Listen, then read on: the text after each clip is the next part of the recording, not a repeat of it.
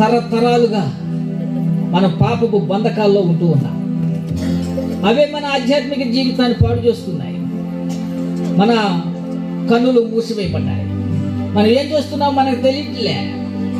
ఒక్కొక్కసారి నా కర్మ అనుకుంటుంటాం. ఇది నా కర్మ కాకపోతే నాకు ఈ స్థితి ఏంటి?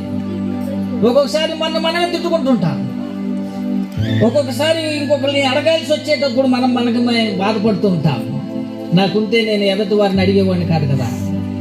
ఇవాళ ఒక దగ్గరికి వెళ్ళి చేయి చాచాల్సిన పరిస్థితి వస్తుంది అని అంటే నా దగ్గర డబ్బు లేక కదా. సంపాదిస్తున్నాను కానీ నా దగ్గర లేదు, ఉండట్లేదు.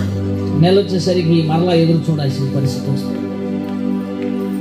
ఈ రాత్రి యేసు ప్రభు నీకు దగ్గరగా సమీపంగా ఉన్నాడు. మన వాకిట్లో ఏమి ఉందో నీ ఇంటి చుట్టూ కంచి వేయబడాలి. నీ ప్రయాణం అంతా క్షేమంగా నడవాలి.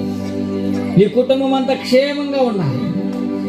నీ కుటుంబ క్షేమం కోసమే దేవుడు, లేదా నీకు దేవుడు ఎందుకు? కుటుంబం కోసమే. నీ కళ ఎదుట నీ బిడ్డలు సంతోషంగా ఉండాలి.